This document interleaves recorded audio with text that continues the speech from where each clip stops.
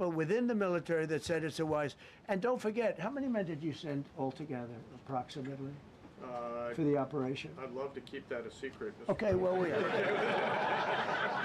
But I will tell you, the number, I'll keep it a secret, but it was hundreds. And hundreds of these people, that's pretty good. Is he central casting? But hundreds of people went into this journey. Hundreds of people could have been killed. Forget about the equipment, a lot of equipment, nobody cares. Hundreds of people could have been killed. So we had people that were within the military that said this is not a wise, and I understood that, but I decided to do it. Was there a point that that you were thinking there's too much on the line, and somebody was saying maybe we abort this now and wait? I mean, given the resource, like the general said, it seemed like there was so much on the line here. You must have been thinking, well, this could have completely changed. So the first one, which was in many ways as dangerous as the second, I guess it gets, because we're flying over daylight. You know, we're the best at the world at night. We have goggles that nobody. We have goggles. I've tried them. They're unbelievable. I see better with the goggles at night than I see without them during daylight. I mean, daylight today, we have a beautiful day. You see just as well with goggles. In many ways, it's enhanced. So we have the best in the world. So it's much safer for us to do it at night, whereas other people, no other country has that capability. They don't have that particular piece of equipment like we do. But when I was told flying and in daylight, I think we flew 7 hours over Iran, and that's a long time, over unbelievably hostile territory, where they have nothing but weapons. We took out their anti-aircraft, which is great. We took out their radar, which is great. We took out a lot, but they still have, you know, what hit this one was a handheld shoulder missile, heat-seeking missile. So it's not like, you know, they're totally whatever. And they had probably a little luck, because you got to get lucky. But they shot it, and it got sucked in right by the engine. But these guys were out of there. They were great. Their timing was great. But no, I was told that this is a very dangerous mission. I understand. They didn't say it's a foolish mission. They said, you know, we're going to be sacrificing hundreds of people do this. This is, I mean, you have tankers that are flying over this area so that because the flight was so long, they had to refuel. It's a very dangerous mission. I just felt it was worth it. If you would have told me that we would have been successful, gotten both, and nobody was even essentially injured, I would have said that would be impossible. Yeah, please. Mr. President, thank you very much. Thank you, sir. Well, I'll come back to you. Okay, thank you. Given that you are now dealing, you say, with a more reasonable, less extreme leadership in Iran, what does that mean for the protesters, for the human rights movement in that country after this conflict? Well, What's your positive. expectation? Yeah, if they assume control, if we do something and they assume control, I think it's very positive, a big step. I don't think you'd see the radicalization that you have seen in the last. Look what happened. I mean, women are being executed because they're not properly clothed, they say. They're not properly clothed, and they execute the women. They shoot them right on the street. No, you have a much different group of people. Now, I'm not saying we are dealing with them. Essentially, they have till 8 o'clock tomorrow night, Eastern time. But we are dealing with them. I think it's going well. Mr. Witkoff is here, and JD's involved in the dealing. Mr. Witkoff is sitting right here, and I think it's going fine, but we'll have to see. You have to understand, we've been dealing with these people for 47 years. I'm standing here with a much more powerful Iran as of a month ago, not anymore. Right now, they are decapitated. But I'm standing here a month ago with a much more powerful Iran than it was at any point during 47 years. This should have been handled by 7 presidents, a lot of presidents. And those presidents are saying now, every one of them to their friends, we should have done this a long time ago. So it's not something I like doing. It's very dangerous, and we're getting them at the height of their strength. If I didn't terminate the Barack Hussein Obama Iran nuclear deal, they would have had don't forget, that was a path to a nuclear weapon. Remember this. He chose Iran over Israel, pure and simple. How Israel can vote for a Democrat is if you're Jewish in New York City or any place else in this country, and how you can vote for a Democrat is unbelievable because he chose Iran, a very hostile Iran. Remember when he filled up a 757 with cash, billions of dollars of cash, and he sent it over to them. Then they gave them tens of billions of dollars.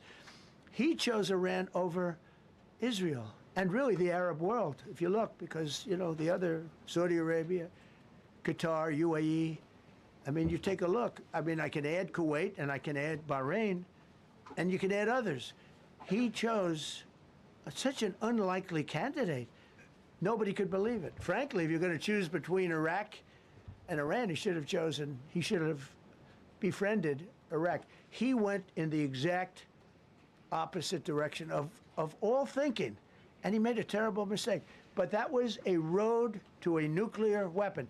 And when I terminated that, everyone said, oh, he terminated it.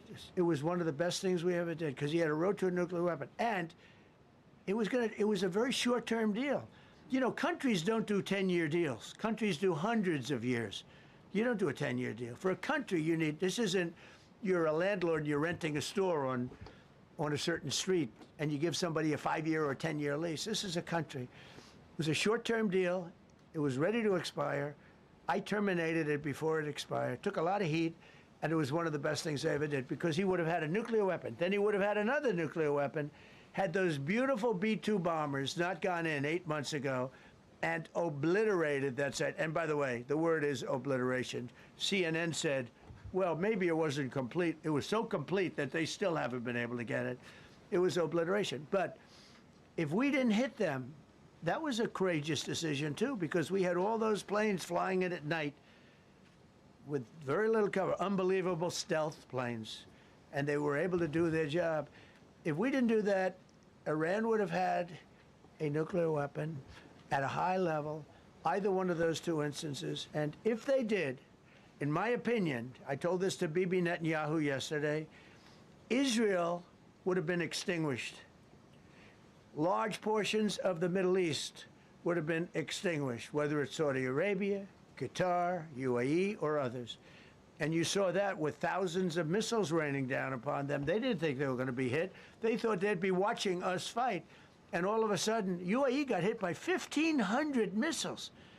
He would have taken them out also. And they were powerful. If I didn't come along and terminate the Obama deal, which was terrible, the Iran nuclear deal was a road to a nuclear weapon, a big one, unlimited, legally. I terminated it without even much thought. It was so easy. I terminated that, and then the B-2 bombers. And I did one other thing. I had killed Qasem Soleimani, who was an evil genius. And the reason I did it, I heard he was going to knock out 5 of our military bases. And had he lived, I believe we would be fighting perhaps a different Iran right now, because he's never been replaced, you know. And I did one other, but this one was not picked up. Osama bin Laden. If you read my book, I said you got to take him out 1 year before the World Trade Center came down. So I wish you'd read the book.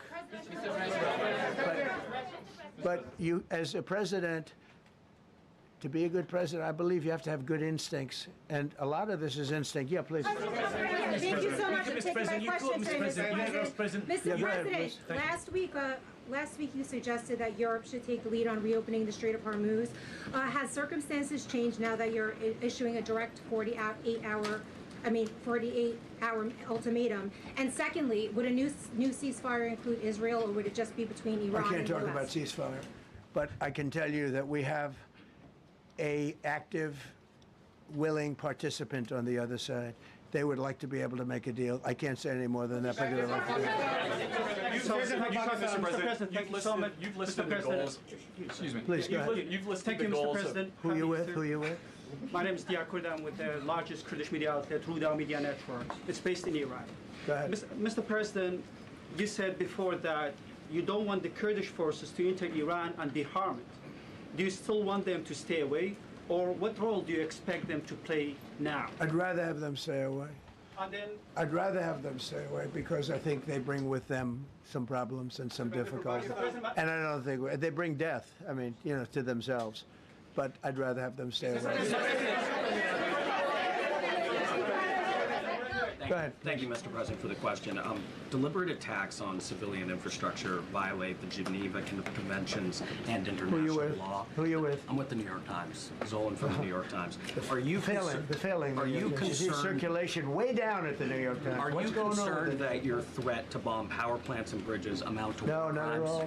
No, I'm not. I hope I don't have to do it. But again, I just said 47 years they've been negotiating with these people. They're great negotiators. Why would that And act not because violate they're not going to have a nuclear weapon. And if somebody that takes my place someday is weak and ineffective, which possibly that will happen because we had numerous presidents that were weak, ineffective, and afraid of Iran, we're never going to let Iran have a nuclear weapon. And if you think it's okay for people that are sick of mind, that are tough, smart, and sick, really sick, you know, from a policy standpoint, from a any which way you want to say, mentally, these are disturbed people. If you think I'm going to allow them, and powerful and rich, to have a nuclear weapon, you can tell your friends at the New York Times, not going to happen. It means violating international law. Quiet. You no longer have credibility at the New York Times because the New York Times said, oh, Trump won't win the election, and I won in a landslide. I won every swing state. New York Times said, oh, Trump won't win the election. New York Times has no credibility. The credibility they have is it used to be all the news that's fit to print. The old gray lady, it was great, but they're running on past fumes, and you can't keep doing that. You have to be able to give the correct news. And people like you, who I know, are fake. You're fake. Go ahead, please. Your messaging on the war has moved from the war is coming to an end to war going to be bombing Iran to the Stone Ages. Right. And we've heard a range of those Sure. kind of messages. So which is it? Are you winding this down Can't tell you. or are you escalating I can't tell it? you. I don't know. I can't tell you. Depends what they do. This is a critical period.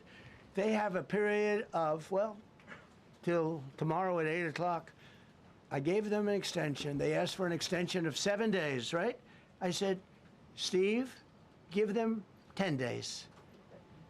10 days is up actually today, so I gave them 11, I guess indirectly.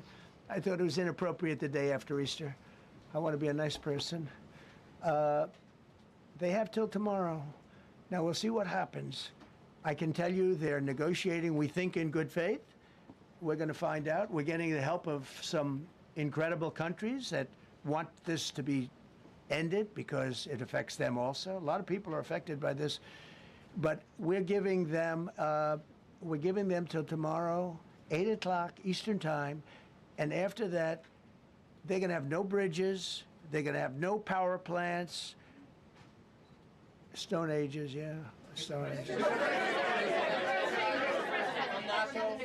CNN fake news. Are you willing to make a deal that does not include reopening the Strait of Hormuz, or is that now a top priority? I would say it's a very big priority because, see, that's one thing that's a little different than other things. We can bomb the hell out of them. We can knock them out for a loop. But to close the strait, all you need is one terrorist that somehow has a truck loaded with, because you can carry them in trucks, large trucks, a water mine, drop them in the water, and now you tell people that own ships that cost $1 billion to don't worry about the mine. You can do that even just by saying we put mines in the water. So it's not like the rest. We can knock out their military. We already have. We've knocked out their Navy. We've knocked out their Air Force completely. We've knocked out 158 ships in 3 days. We've knocked out even their mine droppers. They don't have any mine droppers anymore, but they put them on other boats, and they could drop them. I'm not even sure they have any mines there, by the way. I'm not sure. I'm personally, they say there might be 8. I don't know. I think there might be none because they're very good bullshit artists. That's why for 47 years they've been bullshitting other presidents, and they haven't done the job. And people are living in hell. You live in that country, they're living in hell. No, I think that 47 years of this stuff is long enough. They're at the weakest point they've ever been. They have no Navy, they have no Air Force, they have no anti-aircraft weaponry, they have no radar, they have no communication. In fact, the biggest problem we have in our negotiation is that they can't communicate. I said to Steve, what are they saying? Sir, they can't communicate. They have no method of communication. So we're communicating like they used to communicate 2,000 years ago with children, bringing a note back and forth. They have no communication. But all I want to see is I want to have a safe world, and you're not going to have a safe world. Israel will be gone, the Middle East will be gone, and then they're coming for Europe. And I have to tell you, I'm very disappointed in NATO, very. I think that NATO, I think it's a mark on NATO that will never disappear in my mind. You know, they're coming to see me on Wednesday, they're going to say, oh, we'll do this, we'll do that. Now they all of a sudden want to send things, you know. But they said it loud and clear at the beginning. When I spoke to UK of all, I would have said they would have been the first because they're the oldest. And I say, yeah, I'd love to have a little help. He said, no, sir, we'd rather wait till you win. I said, I don't need help after we win. They have 2 old broken aircraft carriers, barely work. I said, I guess we can use them. Who the hell knows? I called the general. He didn't even want them. He said, we don't really need them. We got the SS Abraham Lincoln, sir. We don't need them. You know, we have, in terms of technology, we had one day 101 missiles going at 2,700 miles an hour, aimed at the Abraham Lincoln. 101 missiles. Out of 101 missiles, 101 missiles were shot down. Unbelievable technology. 10 years ago, 5 years ago, I don't know if that would have been possible, but 10 years ago, that wouldn't have been possible. 101 missiles heading to a ship that's not that far off the coast. And out of the 101 missiles, we shot down all 101. We have weaponry. The Patriots are unbelievable. We have weaponry that's unbelievable, yeah. Just to clarify. Go ahead, please. Yes. Thank you, Mr. President. You said earlier today during the egg roll that you would like to take Iran's oil, but Americans want U.S. forces home. Correct. What's that trade-off? If I had my choice, time? Yeah, because I'm a businessman first. With Venezuela, as you know, the war was over in about 45 minutes. And we have great people running Venezuela, very good people. I mean, the relationship is good. And we are a partner with Venezuela.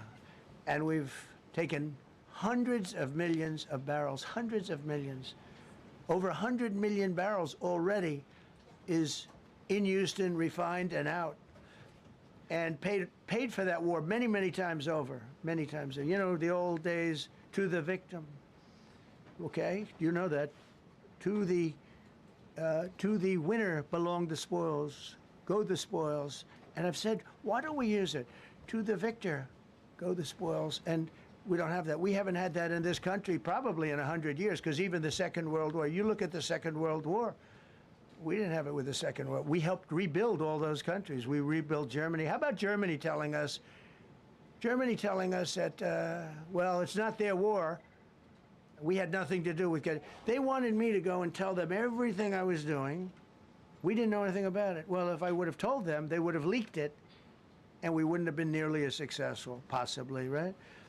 But to the victor belong the spoils. So we haven't heard that in, I think, maybe hundreds of years. Now with Venezuela, and we, just so you understand, the people of Venezuela, they say if I ran for president of Venezuela, I'm polling higher than anybody has ever polled in Venezuela. So after I'm finished with this, I can go to Venezuela. I will quickly learn Spanish. It won't take too long. I'm good at language. And I will go to Venezuela. I'm going to run for president. But we're very happy with the president-elect that we have right now, the people that are running it. If you remember Bush with Iraq, they fired the generals, they fired the police, they fired the people that worked in their equivalent of the White House. They fired everybody. And you know what they had? They had a mess. And you know what happened? ISIS formed.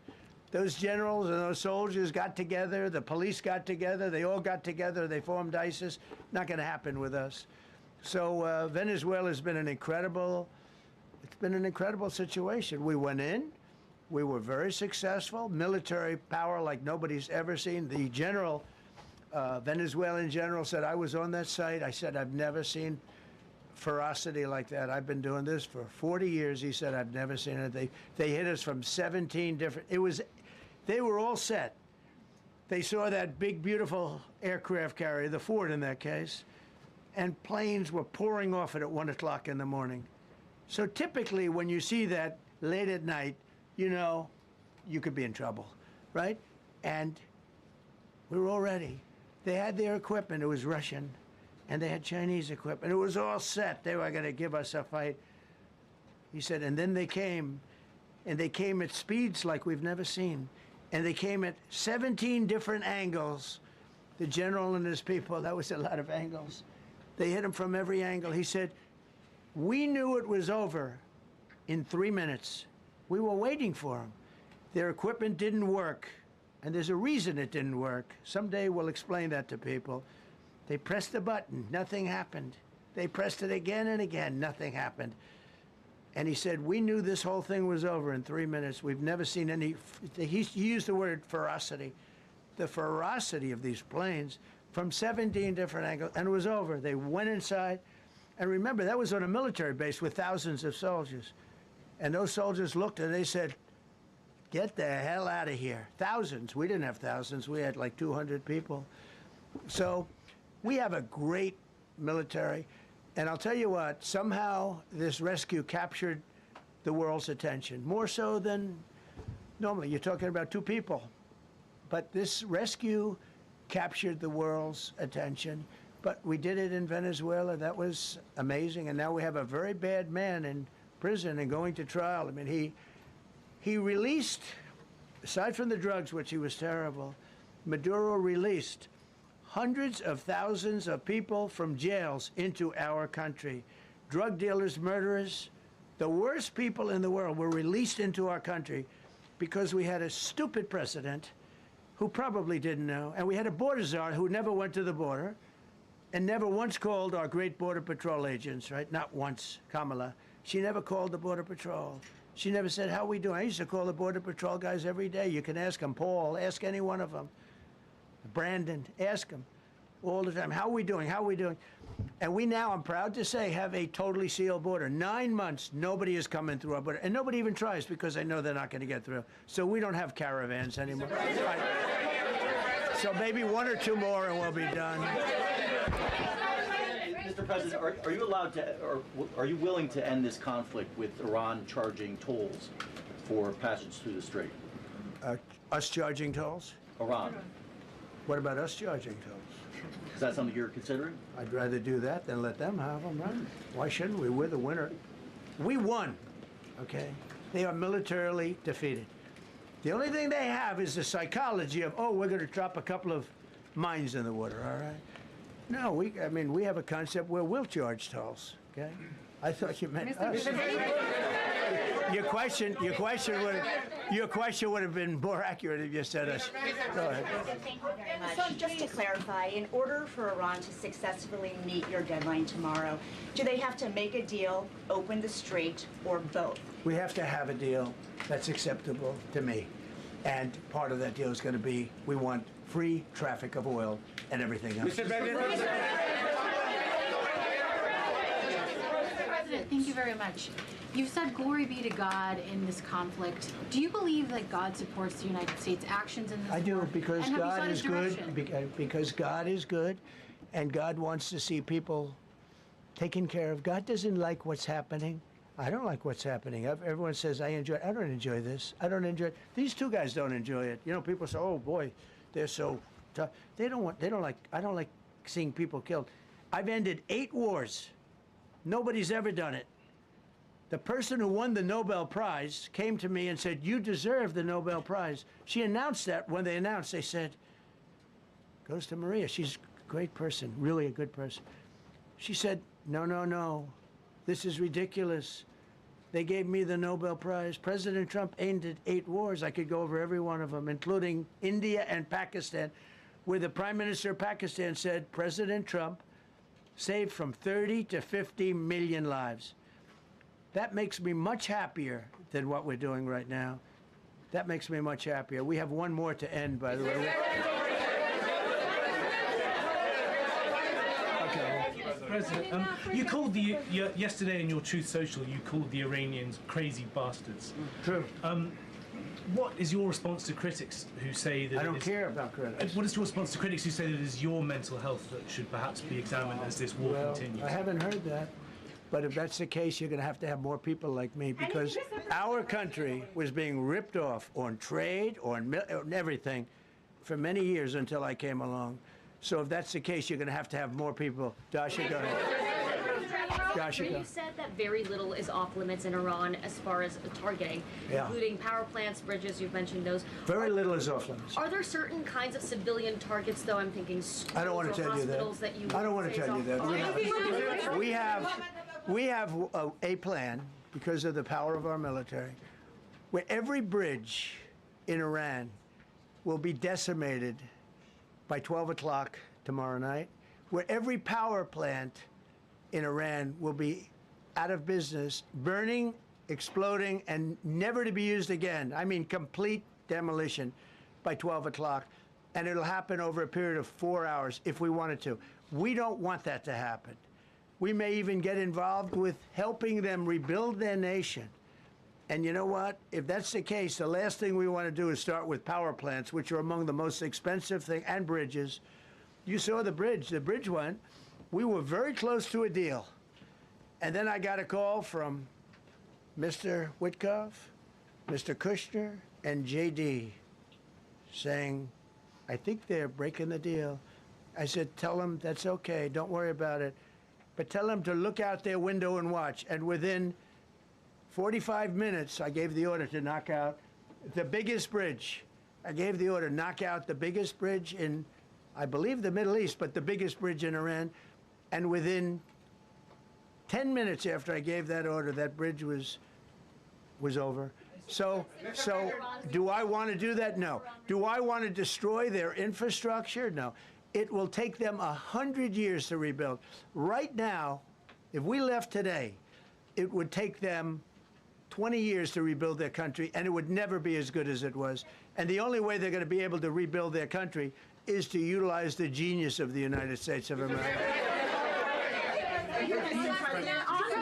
You voiced your displeasure with NATO in the past. Is there a danger to the U.S. not being the de facto of the leader of the alliance, and then other powers within the alliance then getting the decision making when it comes to wars and nuclear weapons? No, it's not a danger. Look, we went to NATO. I didn't ask very strongly. I just said, hey, if you want to help, great. No, we will not help. I said, that's all right. You don't want to help? Because I've always said NATO's a paper tiger. See, NATO's a paper tiger. Putin's not afraid of NATO. Putin's afraid of us, very afraid of us. And he's explained it to me a lot of times. I got to know him very well. I know him very well. NATO's a paper tiger. NATO is us. And when we needed them, we didn't need them, by the way. We didn't need them, obviously, because they haven't helped at all. Just the opposite. They've actually gone out of their way not to help. They didn't even want to give us landing strips. Think of it. And it's not just NATO. You know who else didn't help us? South Korea didn't help us. You know who else didn't help us? Australia didn't help us. You know who else didn't help us? Japan. We've got 50,000 soldiers in Japan to protect them from North Korea. We have 45,000 soldiers in South Korea to protect us from Kim Jong-un, who I get along with very well, as you know. Do you notice he said very nice things about me? He used to call Joe Biden a mentally retarded person, okay? So don't tell me about your stuff. Joe Biden, he said he's a mentally retarded person. He was so nasty to Joe Biden. It was terrible. But to me, he likes Trump. And you notice how nice things are with North Korea? It's very nice. But we have 45,000 people, soldiers, in harm's way, and right next to Kim Jong-un with a lot of nuclear weapons. 45, which should have never happened if a certain president, I'm not going to mention this president because I happen to like him, believe it or not, but if a certain president did his job, Kim Jong-un would not have nuclear weapons right now. But they were all afraid to do their job properly. But just to conclude and just to finish, Japan didn't help us, Australia didn't help us, South Korea didn't help us. And then you get to NATO. NATO didn't help us. There were some countries that did. Now, countries that have been good, now you could also say they're got to be a little bit more involved because they're in the territory. But Saudi Arabia has been excellent. Qatar has been excellent. UAE has been excellent. Bahrain, Kuwait. I mean, Kuwait did shoot down 3 of our planes. The only planes, really, that we lost with friendly fire, they call it. I call it unfriendly fire. They unfortunately didn't know how to use our great Patriots. The pilot said, what kind of a missile's coming at us? Patriot. Boom, they got out. Because they know a Patriot never misses. So they had beautiful Patriots. There were planes heading in their direction. Unfortunately, they decided to shoot those planes. They were our planes. So, NATO is a paper tiger. Now, he's coming to see me on Wednesday, as you know. He's a wonderful guy. Secretary General is great. And Mark Rutte, he's a great person, but he's got, and it all began with, if you want to know the truth, Greenland. We want Greenland. They don't want to give it to us, and I said, bye-bye. Okay, thank you very much, everybody. Thank you.